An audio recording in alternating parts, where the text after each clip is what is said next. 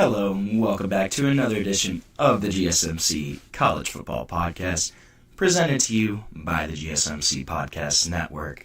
As always, I'm your host, Jake Daly. Happy Friday, everyone. We got a good show for you today.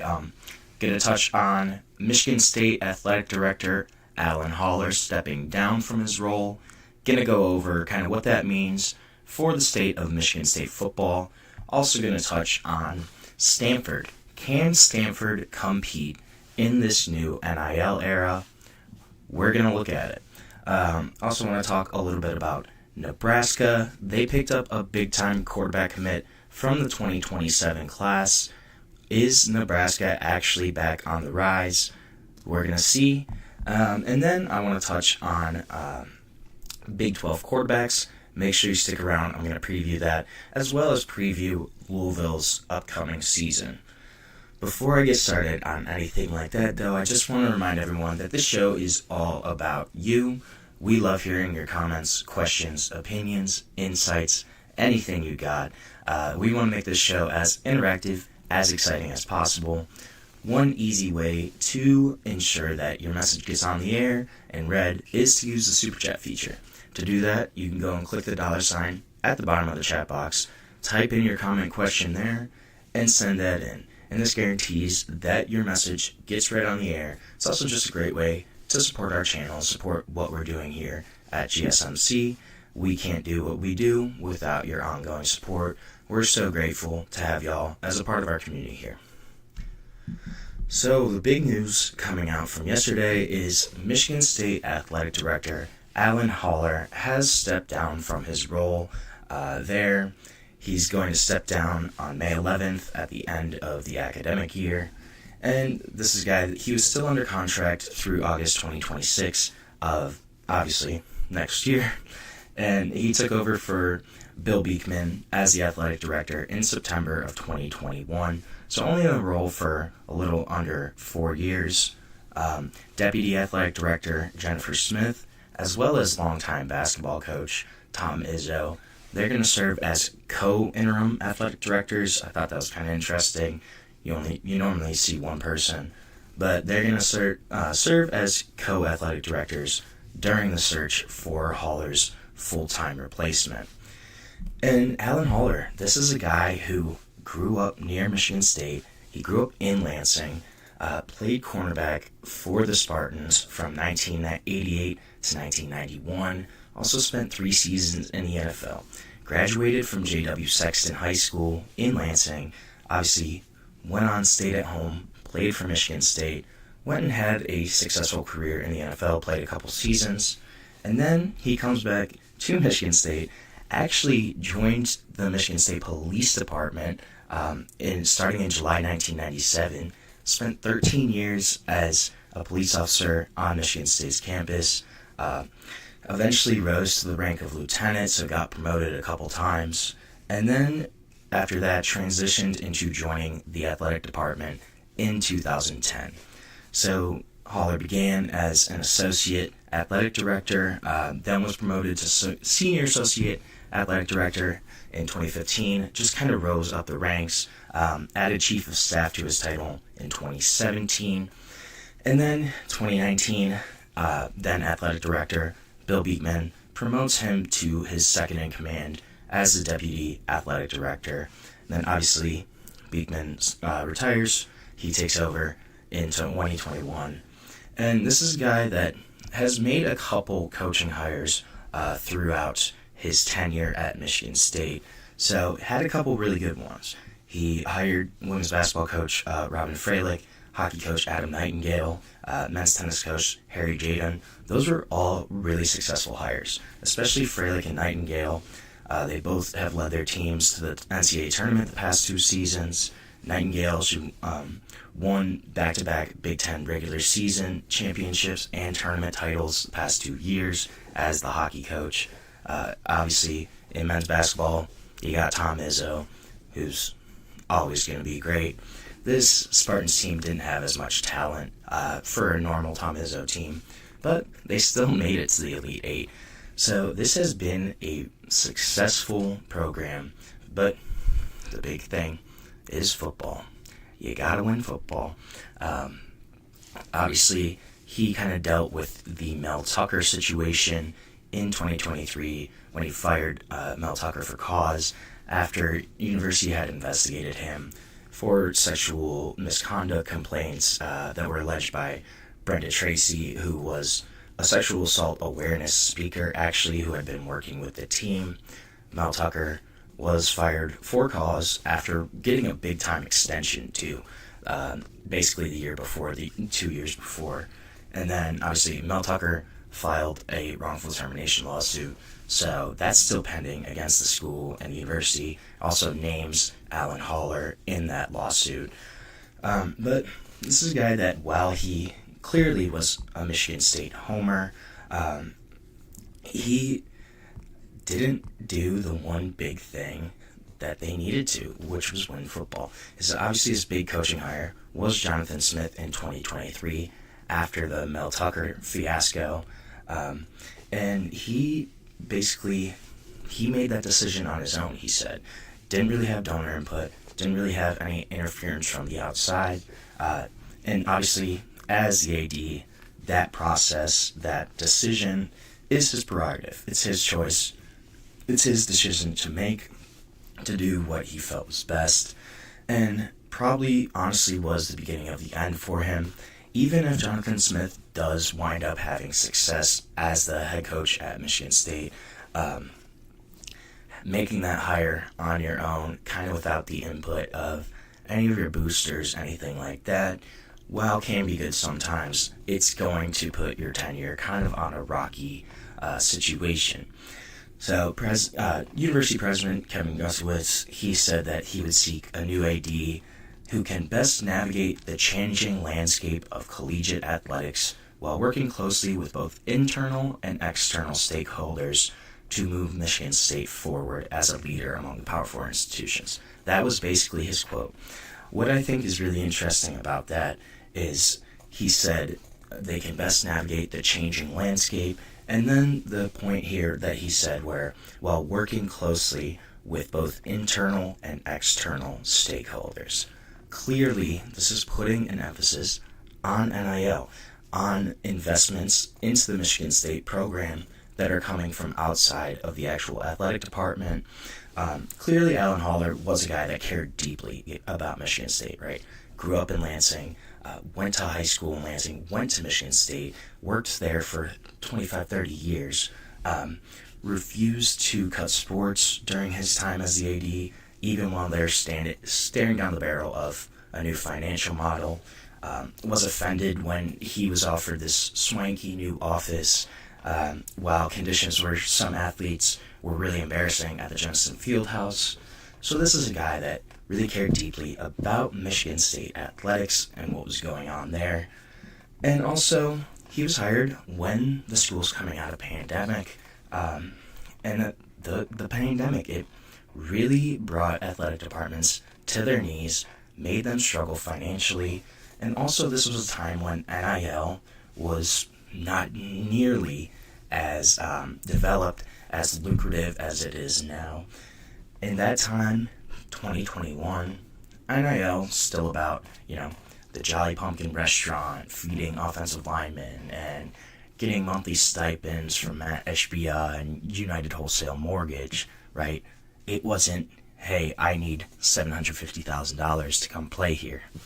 That wasn't what it was like when Alan Haller became the athletic director. And it really kind of seems like that was the big issue here, is that in terms of NIL, in terms of working with outside sources, external organizations, boosters, collectives, this was where Alan Haller really kind of struggled as the athletic director.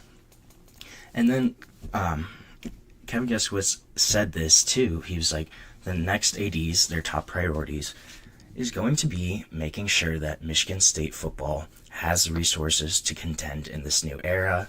And also down the road, you're going to have to replace Tom Izzo, which is going to be a big story there, but obviously different sport. Right now, the reason he's not the athletic director anymore is because of football. This is all because of college football. of the Spartans struggling. They're really kind of losing ground in the state. Did have, obviously, when Mark D'Antonio left, they had a string of success, probably 2013, 14, 15, where they had some really solid teams. But as we've gotten into this NIL era, Michigan State just keeps dropping and dropping and dropping. No one's really looking at them as a power in the Big Ten right now. Even in state, the Wolverines are clearly the dominant force there. If Michigan State wants to get back to competing, wants to do what's right, they have to invest in football, and in that program, in NIL deals, and that seems really to be the main reason that Alan Haller is no longer the athletic director. I'm kind of curious as to what direction Michigan State's going to go in terms of finding a new AD, especially because of the timing of this. He's stepping down at the end of the academic year, so it's also going to be a time where sitting athletic directors could potentially be in contention for this job. I'm curious if they have a specific target in mind right now. I'm also wondering, how much was this forced upon Haller by the university? I think it's probably a decent chunk of time. It might have been something where you go, hey, you're going to step down or we're going to fire you. And also, it is storming here right now. I don't know if anybody can hear that, but if it comes across, that's what's going on in the background right now. But we're going to see what happens with Michigan State, with Alan Haller. Will he end up being the AD somewhere else? I could see it at a smaller school, but this is also a guy that was an MSU lifer, so I'm not really sure about that. But they're clearly targeting somebody who can navigate the ins and outs of the NIL world, of this new booster-driven, collective-driven, football-driven world of athletics. So we're going to see what Michigan State does, but Alan Haller is officially out as the Michigan State athletic director. So right now we're going to take our first break of the show. When we come back, I want to talk a little bit about Stanford and kind of the state of the Stanford program. Can they compete in this new era, similar to Michigan State? But we will talk about it when we come back, and we're going to take a short break here on the GSMC College Football Podcast. I feel like I'm losing my mind. Is everybody in the world blind? Please, Lord, give me a sign, a sign.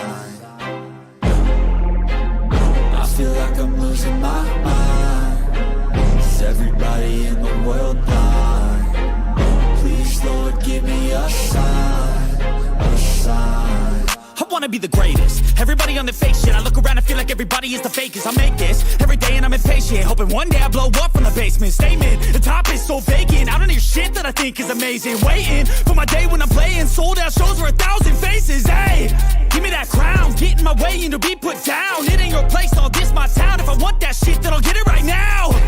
I'm losing it, the noose it fits. I'm losing shit, a stupid myth. You choose to live or choose to dip. You choose to fight or lose your grip and lose a gift. I feel like I'm losing my mind. Is everybody in the world blind? Please, Lord, give me a sign, a sign. I feel like I'm losing my mind. Is everybody in the world blind? Hello and welcome back to the GSMC College Football Podcast. I'm hoping that this storm in the background is not coming through. I have a feeling it might be, so bear with me. We're going to try to get through it together. So just talked a little bit about Michigan State and kind of their state of the program, the athletic director stepping down there at the university. Want to touch now on Stanford and kind of just what's going on there. This is a really interesting situation because Stanford is a unique school. But before I talk about any of that, I just want to remind everyone, this show is all about you. We love hearing your comments, questions, opinions, insights. And we want to make this show as interactive, as exciting as possible.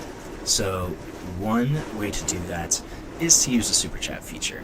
To do that, you can click the $ in the bottom of the chat box to ensure that your message gets on the air, gets read that way. It's also just a great way to support our show, support what we're trying to do here at the GSMC network. We can't do what we do without your ongoing support. We're so grateful to have you all as a part of our community here. So I want to talk a little bit about Stanford now, and kind of just, can they even compete in this new era of college football? So I want to give a good example of a different sport from Stanford first. So last July, they had a softball star pitcher, Najari Kennedy. It was announced that she was leaving Stanford, which is a perennial power in the sport of softball. She was leaving Stanford for Texas Tech, which was basically an afterthought in softball right now. But she got $1 million from Texas Tech to leave that Stanford program. And this is something that really shocked Stanford fans, alumni, and a bunch of people just around that kind of university. It was pretty much a commonly held assumption for a long time that there's not a lot of athletes who would voluntarily leave behind a prestigious Stanford degree, obviously one of the great universities in America. And this was always kind of the thought, like, hey, there's not going to be a lot of kids that want to leave here just because of the quality of school, quality of education. But again, this is a brand new era. She got $1 million to go to Texas Tech, which is an unheard of number outside of football, men's basketball. And then you also have Stanford coaches, their head coaches, they were prevented from discussing any NIL deals with their athletes until April of 2024. Mind you, the NCAA allowed athletes to get NIL compensation starting in July of 2021. So basically for 3 whole years, Stanford coaches and their athletes could not talk NIL deals. 3 seasons, 3 years in which they were completely left behind all of the other power schools and programs across the country, essentially. One former athletics administrator, they were quoted by saying, "Arrogance is prevalent across college athletics, but the level of arrogance at Stanford is unique." There were so many Stanford people who were like, how could she possibly leave for money? And this is just one example of a bunch of the setbacks that Stanford athletics has occurred in recent history. Mind you, Stanford has the most championships in NCAA history across all of their sports. But this school could be being left behind right now because of this era. You have your 3 most visible sports in football and men's and women's basketball, and they have struggled mightily in the NIL era. Big-time athletes, they're commanding 7-figure deals per year. They can transfer at will. Football, they haven't been to a bowl game since 2015. So basically, in a decade, Stanford has not been to a bowl game. They've had 4 straight seasons of 3 and 9 years. Men's basketball, they last played in the NCAA tournament in 2014. And women's basketball, they just saw their streak of 36 consecutive national NCAA tournament bids. It just got snapped. So you have your 3 most important sports, and they're all struggling really poorly, right? So obviously there are other sports, there are Olympic sports, they're still thriving. The Cardinal are number 1 in Directors' Cup standings, which that's kind of qualifies all athletics and sports. And they have 36 total sports, which is tied with Ohio State for the most in the country at the FBS level.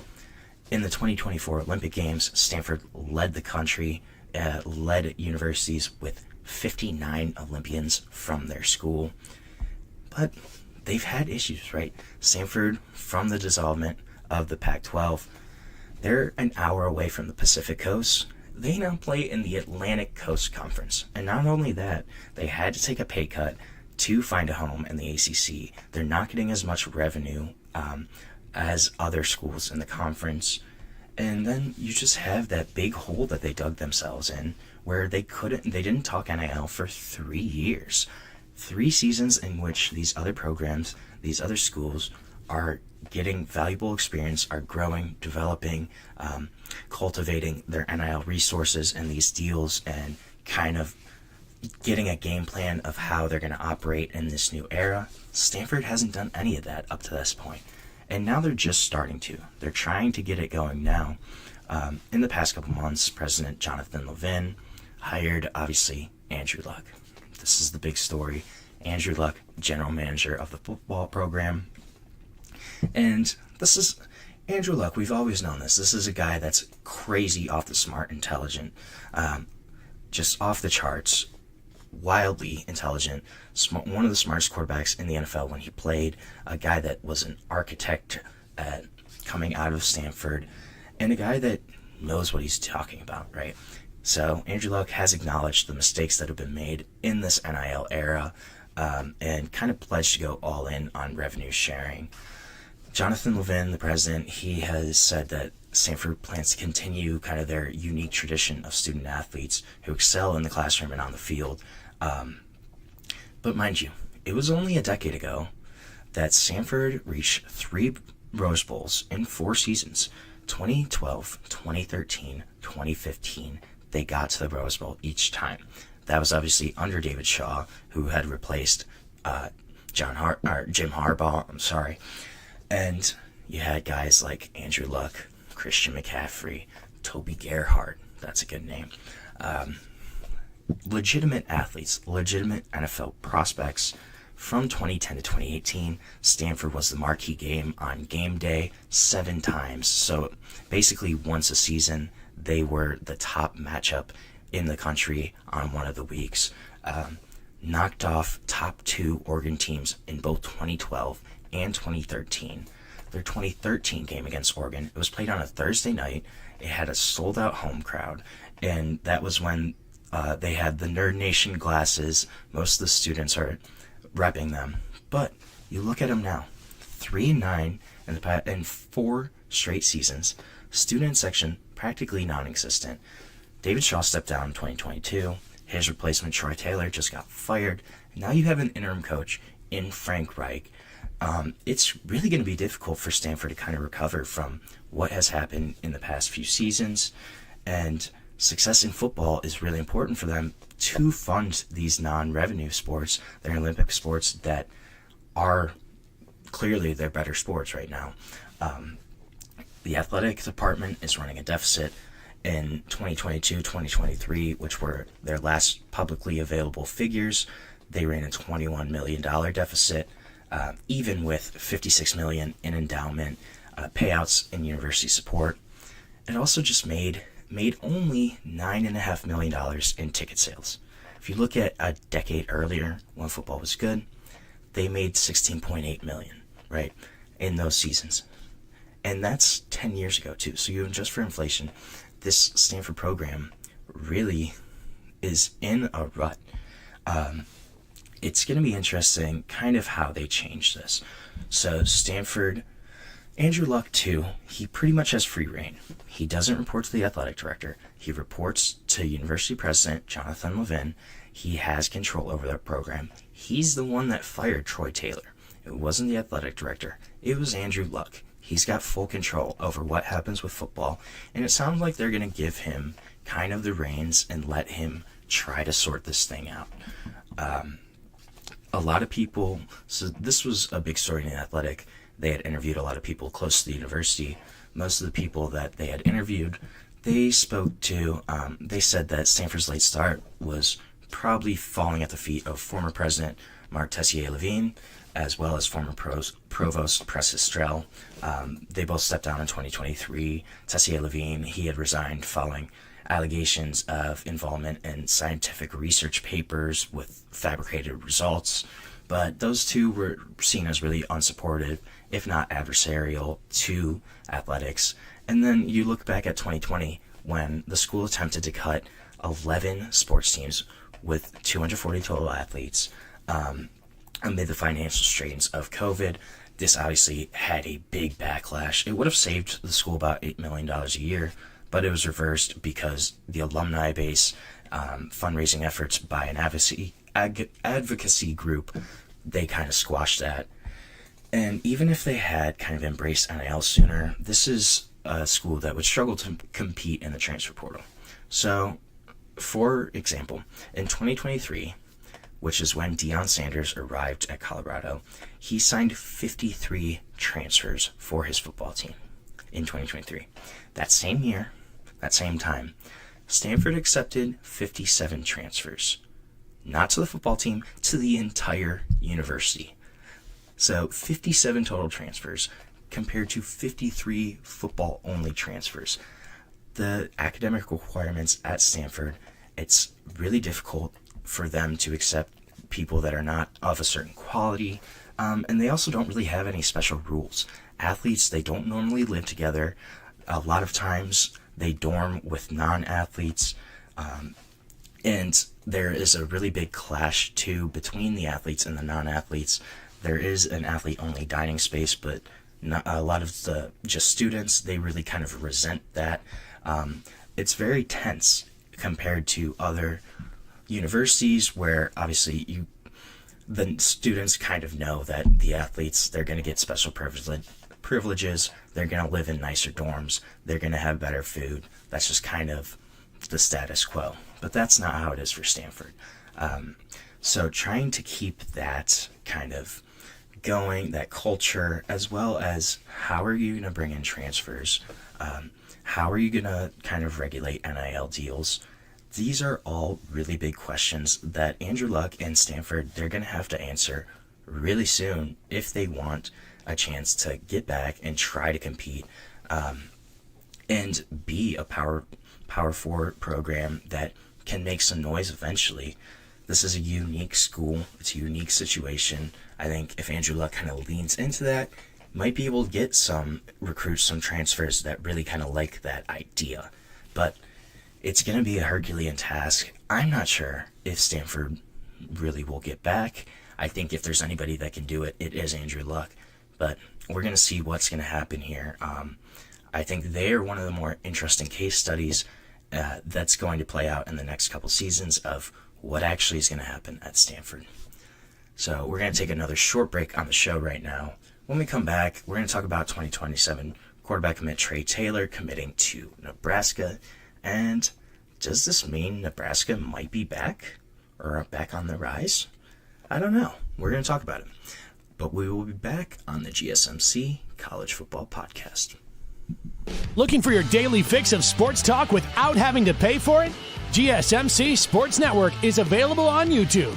Just search GSMC Sports Network. Get your fix of daily sports talk shows on YouTube, absolutely free.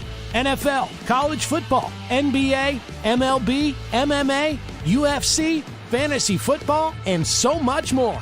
GSMC Sports Network has shows running all day long, with new sports shows starting every 2 hours. Just like on your favorite cable sports channel, except GSMC Sports Network is absolutely free. Just search GSMC Sports Network on YouTube to catch one of your new favorite shows, like the GSMC College Football Podcast, Chip Shot Football Podcast, Hoops and Heels Women's Sports Podcast, GSMC Basketball Podcast, and so many more. Check it out for yourself. GSMC Sports Network, now available on YouTube absolutely free. Search GSMC Sports Network on YouTube right now.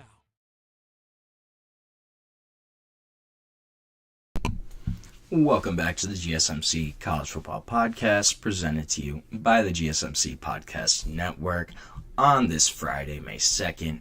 Talked a little about Stanford. Gonna talk about a big quarterback pickup for the Nebraska Cornhuskers. So, Trey Taylor, 2027 quarterback out of Mundelein, Illinois, has officially become the first player committed to Nebraska in this 2027 cycle, giving his verbal pledge roughly 20 months before he's actually eligible to sign. Second quarterback prospect in this class that has pledged, besides Ohio State pledge Brady Edmonds. So he chose Nebraska over Illinois, over LSU, and Texas A&M. Those were the other finalists. And Trey Taylor is also the son of former Eastern Illinois running back star J.R. Taylor, who he ran for 51 touchdowns as a college teammate of Tony Romo from about 99 to 2002. So, athletic dad comes from an athletic family, and this is a kid that started as a sophomore at Carmel Catholic High School, threw for 3,000 yards, 20 touchdowns, 7 interceptions this past season. Commitment, he just spent a bunch of time with quarterback coach Glenn Thomas, as well as starting QB Dylan Raiola during his latest visit to Nebraska. So despite his early pledge, I thought this was really interesting. Trey Taylor has already had a lengthy recruitment, even as a sophomore. He's estimated that he's visited as many as 70 college campuses since attending college camps as a 6th grader. First of all, attending college camps as a 6th grader is insane, right? I mean, you're like 11 years old, 12, somewhere around there. But still, you're like 11 years old, 12 years old, and you're attending college camps already. That's pretty insane. He got his first Division I offer in 7th grade from Maryland. This is a kid that he's a smooth thrower, got a really nice throwing motion. I would hope so if you've been attending college camps since you were in 6th grade. Also has really solid footwork. Accuracy is pretty on point, and this is going to be some of the big strengths of Trey Taylor's game. This is why he was a top quarterback prospect in this class. And so, obviously, he's nearly 2 years out from being able to sign, but he said he doesn't intend to visit other campuses besides Nebraska. He said he will continue contact with other programs. We'll see. I mean, he's obviously still going to be a top target for Alabama, Auburn, Georgia, Illinois, LSU. They all kind of seem to be in the mix. He's a 2027 quarterback. You know, these guys have plenty of time to change, to flip. We're going to see if he actually does stick with Nebraska. A guy that is really cerebral, has the footwork and the motions to kind of work through anything, displays the ability to distribute at a really high level, especially when the pocket heats up, calm under pressure. But he's at his best when he's playing in a structured environment, when he gets a clean pocket, and he has a sturdy base to kind of attack that intermediate, deeper part of the field. Also is a dynamic mover. I wouldn't say he's a super strong scrambler, but a dynamic enough mover that he's able to extend plays when there's pressure in his face. Did post a losing record as a starter, which I think is a little bit of a concern, but his game tape kind of paints a different picture. He hits his marks with authority. He's able to kind of layer the ball throughout the different levels, able to throw it every step of the way. Also grew an inch between freshman and sophomore year, so we'll see if he can still kind of fill out his frame, pushing about 6'3" right now. But this is a guy that he's going to have to keep fine-tuning those mechanics, but already has a really strong base of mechanics. A guy that can definitely be a high-caliber distributor for a Power 4 program, and a guy that, if he does stay there, can replace Dylan Raiola right away. Dylan Raiola's got another 2 seasons. He could come in after that. I'm really curious to see how Nebraska's going to do this upcoming season. So they do have first-year offensive coordinator Dana Holgerson, obviously former head coach at Houston, at West Virginia, a guy that attracts an audience just with his wit, overall personality. Also brought in new special teams coordinator in Mike Eckler, who he's a bundle of energy. He's always kind of ready. He had been around Nebraska for a long time, came back as the special teams coordinator now.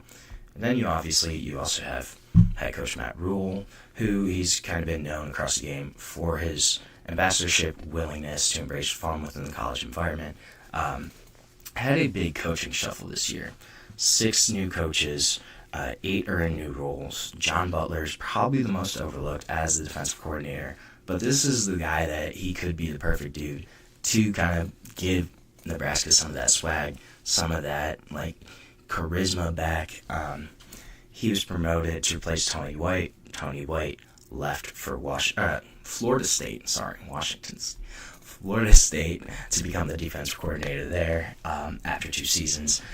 And this is kind of intriguing. Butler only has 1 year as a DC at a major college or NFL level, but he could potentially be the key to driving some momentum there.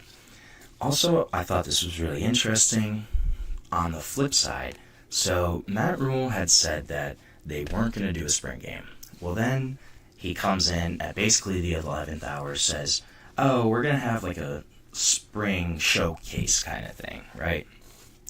If you look at his first 2 spring games there, they attracted over 60,000 fans, right, at Nebraska. This year, they had 7 or 8,000. Some said it was up to 10, but still, you go from 60,000 each season to 7 or 8,000. Nebraska fans are known for their dedication.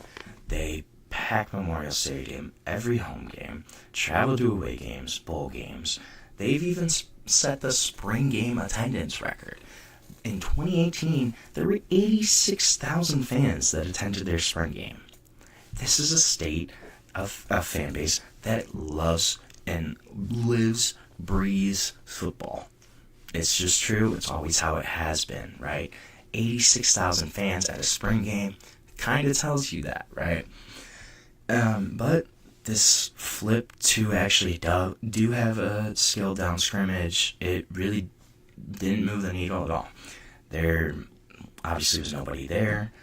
It kind of even showed that the Nebraska Cornhusker volleyball scrimmage between Nebraska and Kansas, that may have outdrawn the actual football spring game, and which is insane when you look at this is a school that set the spring game attendance record in 2018, 87,000 fans at a spring game, and this year you have 7 to 8,000 fans. That's it. That's it's crazy to me, especially when you look at this Nebraska fan. What actually they did on Saturday too. They didn't really have a scrimmage. Here's what Nebraska fans drove to Memorial Stadium for.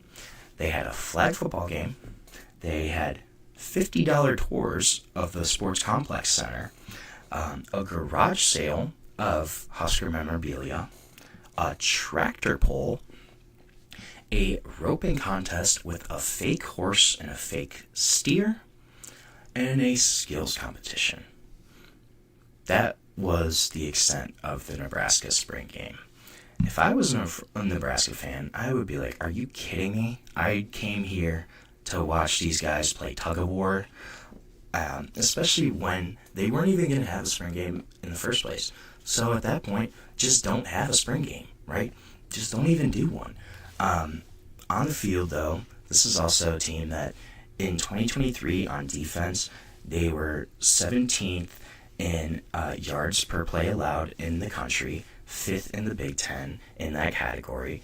And then last season, 2024, they slipped to 52nd nationally, 10th in the Big Ten in yards per play allowed. So you have to come back. You have to revamp on that defense. Again, Nebraska, this is a historically proud program. I mean, 3 national titles from 1994 to 1997. Tom Osborne's teams were incredible. That entire time he was the head coach. 43 conference championships throughout their history. And literally, they've sold out their stadium, which I think this is more to the fan base's credit. They have sold out their stadium for 403 consecutive home games, dating back to November 3rd of 1962. That's before JFK was assassinated. That Nebraska fans have been selling out that stadium longer than literally JFK was assassinated after that time. It's unbelievable.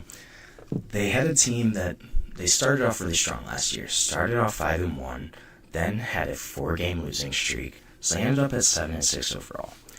I wonder, can they actually make a jump this year? I'm really curious to see how Dylan Raiola is going to perform in year 2. This kid that threw for 2,800 yards, only had 13 touchdowns though, had 11 interceptions, did complete about 67% of his passes, but that interception total, the low touchdown number, he really kind of fell off at the end of the year. Will he be more comfortable, more ready in year 2? I think if he does take a big step, we'll see if Nebraska does as well. They're kind of in that middle tier of Big Ten teams right now. I think they're kind of in the same spot as a few other programs there, but their season could go one of two ways. I am curious to see, will Dylan Raiola perform well, elevate this team to potentially 8-9 win season?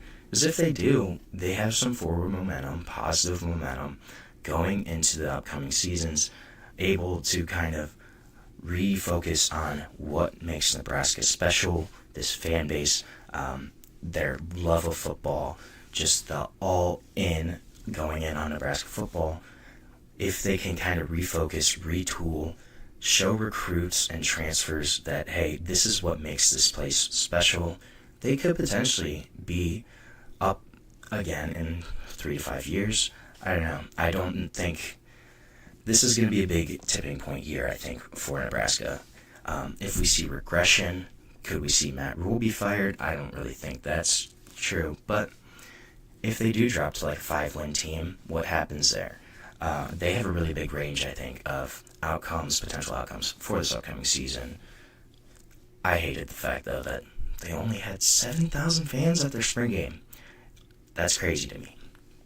So right now, we're going to take another short break on the show. When we come back, we're going to preview ACC team. We're going to go preview the Louisville Cardinals, see what their season could look like this upcoming year. But we will be back shortly on the GSMC College Football Podcast.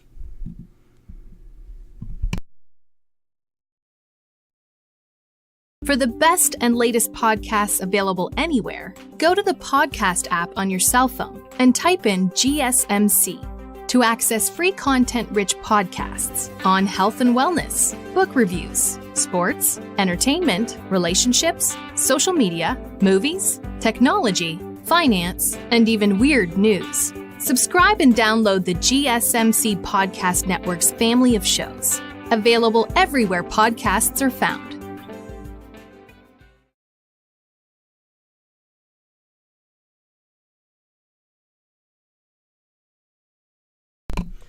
Welcome back to the GSMC College Football Podcast. It's sunny again. The rain stopped. Thank God. We're going good. Having a good show today. Going to talk a little bit about Louisville right now and what their season could maybe look like. So, you got year 3 under head coach and program legend Jeff Brom came over from Purdue to take over his alma mater. And under Jeff Brom, the Louisville team has been solid. Cardinals are 19-8 in the past 2 years. They've been really close. They have to avoid the clunker this year, though. Last season, they lost to 3-9 Stanford, and 2023, they lost 3-9 Pitt. So both years, they've kind of had an oopsies game that's dropped them out of contention. But this is a team where returning production is really good. Transfer portal has been solid for them. And it could be their time to really jump up as an ACC contender, as a player, basically. Spring transfer portal deadline passed. They kind of escaped with not too much damage. They did lose Austin Collins, who's a big lineman for them. Lost a couple tight ends, but for the most part, pretty successful. Retained the core of their team. And again, this is a Jeff Brom offense. Brian Brom's offensive coordinator. We know this is going to be a successful offense just based on the years of watching these guys work in this system. Passing game's going to be efficient. They have another transfer quarterback coming in Miller Moss, former USC guy. He's going to take over for Tyler Shuck.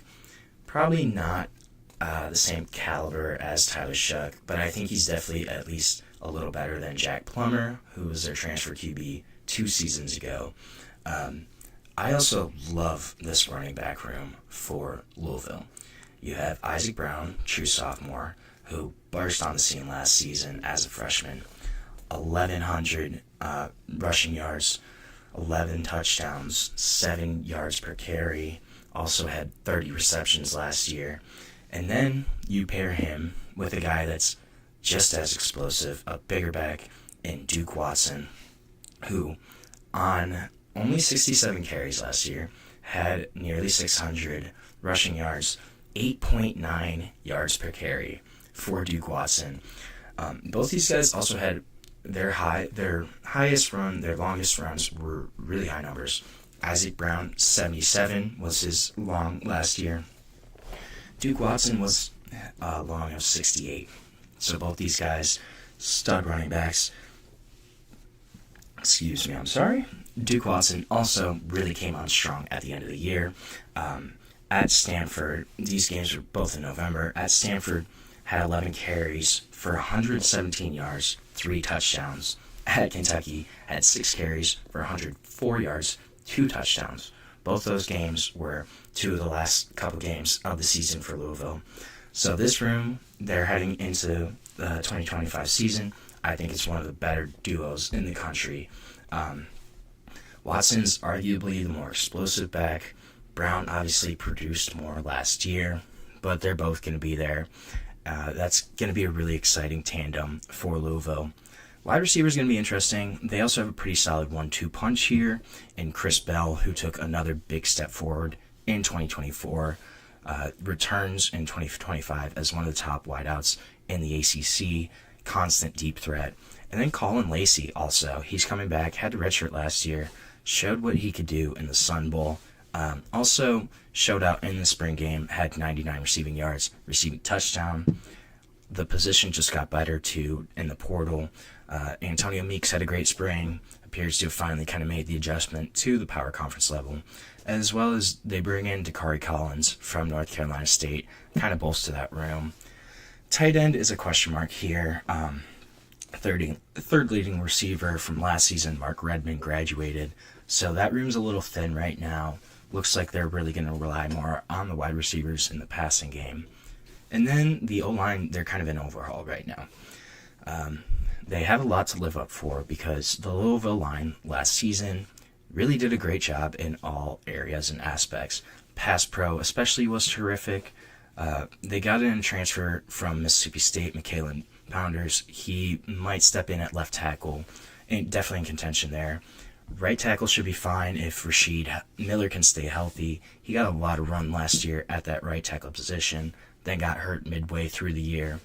But he seemed to kind of carry his momentum throughout the spring, so should lock down that right tackle position.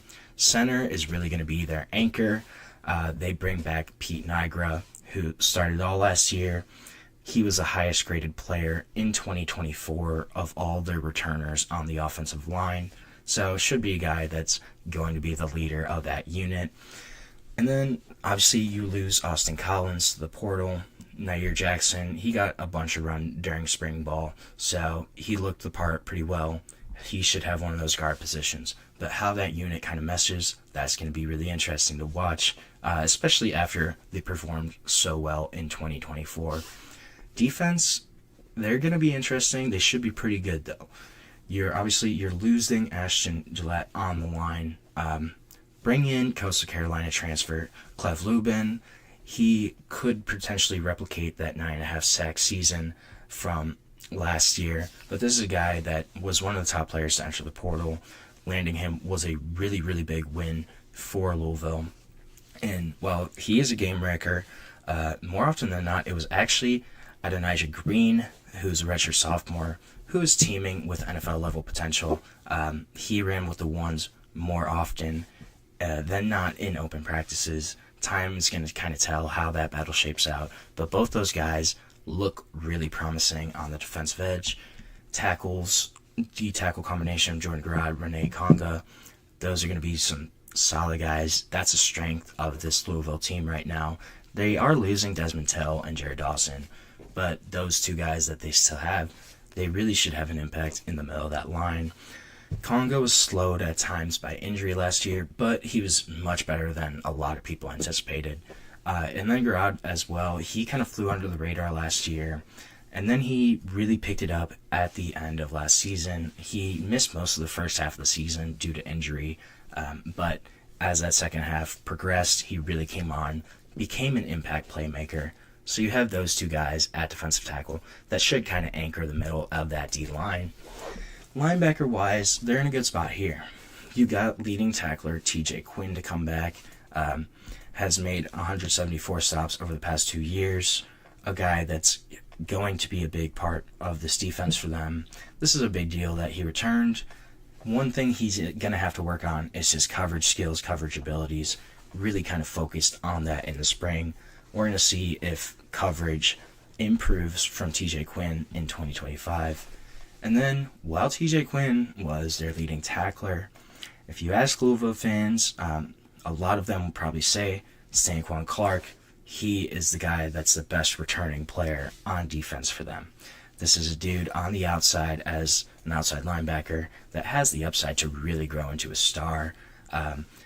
And now it's just kind of up to him to showcase that. He needs to clean up his coverage as well, but this is a guy that's extremely athletic, really versatile defender. Should be exciting to watch for the Cardinal this year. Secondary is going to be a big question mark here. So last year, their secondary wasn't awful, but when they struggled, bad things happened. And now they're going to have to replace a bunch of guys again. Cornerback is clearly the question mark here. They lost top 5 players at that position, including all ACC corner, Quincy Riley. So there's going to be depth concerns here. Who's going to step up? It's going to be really interesting. There were a couple things to like in the spring, though, out of that unit. Rodney Johnson Jr., who transferred in from Southern, he really looked the part of a cornerback 1 for them. So you have him kind of penciled in as a starter preliminary right now. And then you also have young guys, Ramon Mosby, Antonio Harris, who are a redshirt freshman and freshman respectively. They really held their own despite being very young. So I think those guys will probably get playing time. How quickly they adjust, how many mistakes they make that just young guys make, that's going to be kind of what will showcase what this cornerback room can do. This is the big question mark here, is the cornerback room. Safety room, there's also some question marks there. They do lose a pair of quality safeties in Tamarian McDonald and MJ Griffin, but they're in much better shape at safety than they are at cornerback.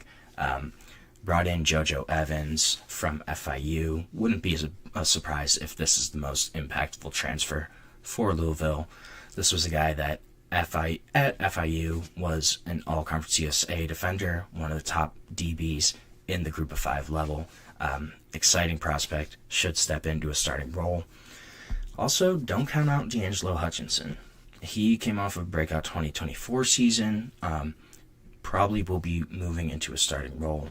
Both those guys there should be solid contributors for Louisville. But so last year, Louisville was 7-0 when they allowed quarterbacks to hit fewer than 65% of their passes. Yet they were 2-4 when they allowed that or more. So really, the secondary here is going to be a big thing. It could determine how successful Louisville is. We're going to see. I think that's the big question mark here. Looking at their schedule, I think it's a pretty solid schedule. So, first month of the season, I would say, you have Eastern Kentucky, win. James Madison, win. Bowling Green, win. You go on September 27th at Pitt. They should win that game. Depends on how Pitt improves. I could see it being a toss-up, though. You go into a road situation. You haven't had a road game yet.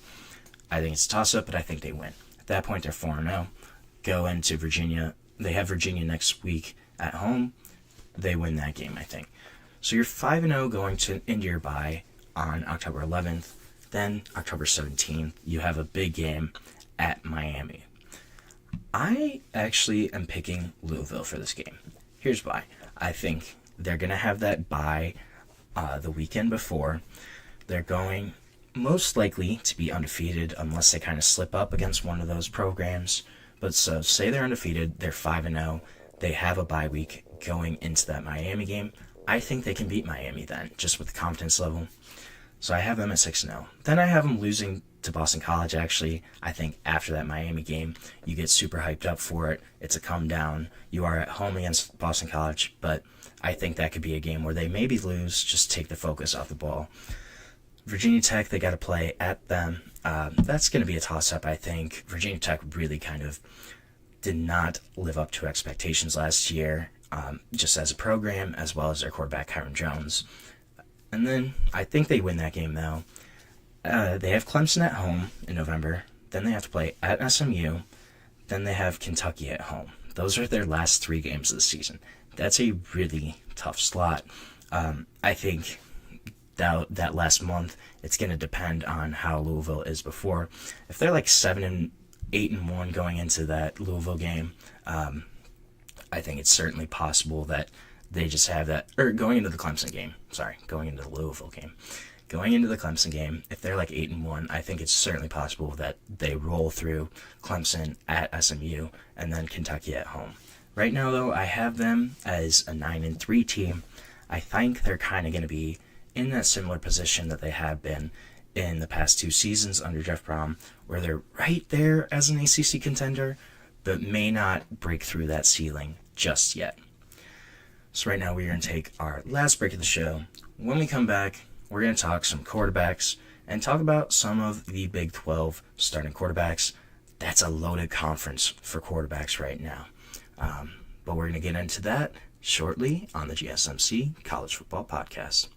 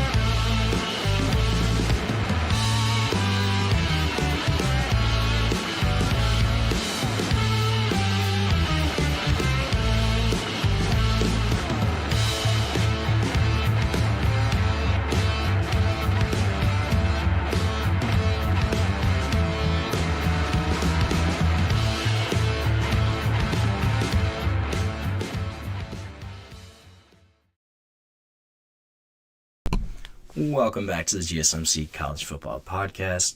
Just touched on Louisville, what their season could look like. Gonna talk a little bit about some quarterbacks now. Everybody's favorite position. I want to look at some of the Big 12 starting quarterbacks.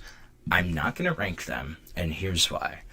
This is a loaded conference for quarterbacks. I was looking at the list, and there's 10 to 12 quarterbacks that I really like. I think it's really hard to kind of rank them. So I'm not going to rank them. I'm just going to kind of talk about them, talk about their strengths, weaknesses, what could potentially happen. Sam Leavitt is my first guy on my list. If I had to pick my favorite quarterback from the Big 12, I think it's probably Sam Leavitt. This is a guy that's a gamer. Was projected to be a star at Michigan State, then obviously went to Arizona State last season, helped them to a Big 12 title, to the college football playoff. A guy that has completed, doesn't have huge stats, right? But this is a guy that's just a gamer, feisty quarterback, mobile, experienced, a guy that is going to be the star of that attack this year in Kenny Dellingham's system. I love the offense that Kenny Dellingham runs. Obviously, he is going to lose Cam Scatabo, but you still have your main wide receiver, Jordan Tyson, coming back. You are expected to be the engine of that offense. I'm curious to see what Sam Leavitt's follow-up season will be like this year. I really like him as a quarterback. I think he can improve in his accuracy. Only has completed about 62% of his passes over 2 seasons. Doesn't have huge stats, right? 3,000 passing yards, 26 touchdowns, 8 interceptions. But a guy that is a gamer. He wins ball games. The leader as a quarterback. I love that kind of quarterback, the moxie, the ability to make tough plays, and when it counts. I think that's what Sam Leavitt can do. I'm excited to see him as the quarterback of Arizona State again this year. Excuse me.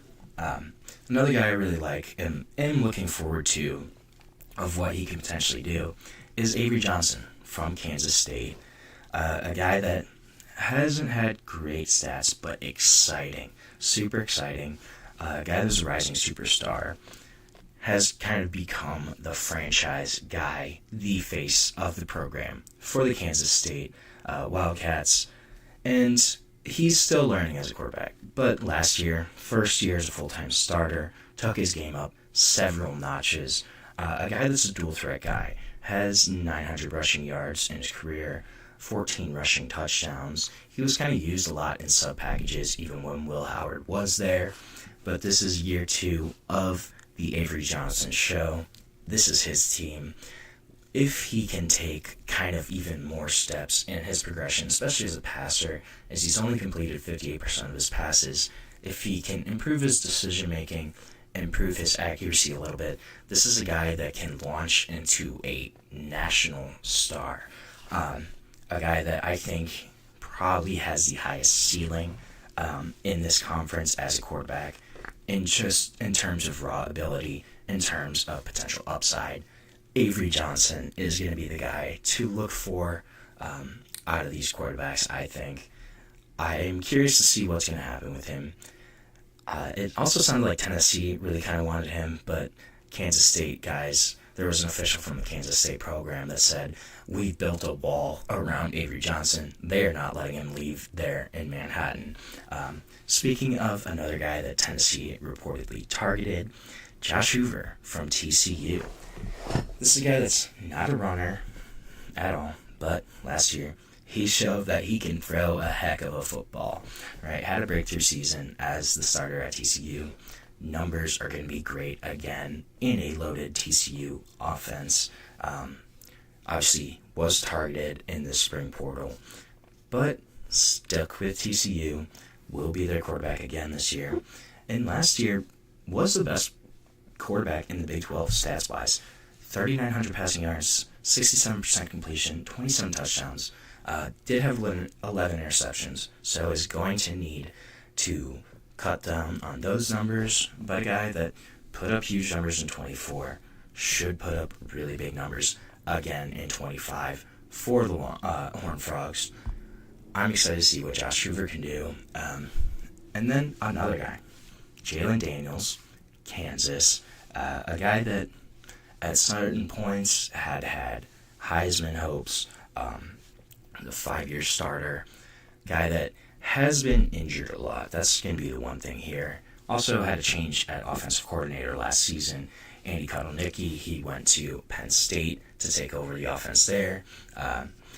Kansas, he just had a rough 2024 season in general. So, lost his offensive coordinator. Kansas didn't really have a true home game. He kind of played like all the pressure in the world was on his shoulders. It was basically like it was all on him for Kansas to be successful. So really didn't seem like he was just playing loose, playing confident. And this is a guy that he's going to have Jim Zembrowski taking over the offense coordinator duties, a guy that's been around the Kansas program, been around Lance Leopold, should improve that offense there, bring a little more continuity, and also a guy that's had injury concerns throughout his career. Didn't participate in the spring, wasn't a full participant, underwent a knee procedure. So can he actually get healthy? He had an injury-plagued 24 season. He's missed time in a lot of the other years he started. I think that's going to be one of the big issues is if Jalen Daniels is healthy, this is a kid that's a super exciting quarterback, so fun to watch. Can take that Kansas attack to the next level. It's just, is Jalen Daniels going to be healthy? Will the new scheme help him out? I think those are going to be the two really big things with Jalen Daniels. I love watching him. He's just an exciting guy to watch when everything's kind of clicking, but big question marks surrounding him this upcoming year. Another guy that's kind of flown under the radar, Rocco Beck from Iowa State. And over 2 seasons, this is a kid that's completed like 6,700 yards of passing, 48 touchdowns.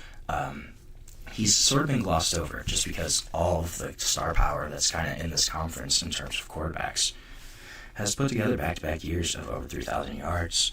He did have NFL talent at wide receiver, had Jaden Higgins, had Jalen Noel to work with, but still the guy that's getting them the ball, distributing, still the main point of attack is Rocco Becht. One of the more prolific passers in the league last season, had 3,500 yards, 25 touchdowns. Again, is going to be near the top of the conference. We'll see how Iowa State is, especially he's going to lose Higgins and Noel. What will his wide receiver room look like? Is that going to kind of affect his game? I think those are going to be the big storylines there for the Cyclones and for Rocco Becht. Another guy, though, too, Caden Salter, going to come in at Colorado to replace Shedeur Sanders. And this is a guy that Caden Salter is not Shedeur Sanders throwing the ball. Let's make that clear. Shedeur is a much better passer. He did throw for 32 passing yards actually in 2023. Had a much better 2023 season than 2024 season for Liberty. But while he's not as good of a passer, he is far, far more dangerous on the move as a runner, as a guy that can get outside the pocket and escape pressure. Much more dangerous and evasive than Shedeur Sanders in that aspect. Caden Salter should be the starter for a year, and then the program turns it over to Juju Lewis. But I'm curious to see what happens with Caden Salter here and how kind of Colorado's offense fits around him. They also have a retooled wide receiver room, so how's that going to work out with Colorado there? They're going to be interesting to watch. Jake Retzlaff, BYU. Again, this is another guy not as talented as some of the other Big 12 quarterbacks, and for sure, but a guy that's a playmaker who multiple times has shown his toughness, has shown up in clutch situations, does make a lot of mistakes, has had 15 interceptions over the past couple of years, but does make it up for a lot of big plays. He's got a loaded receiver core this year. Strong focus is going to be finishing stronger in 2025, winning the Big 12.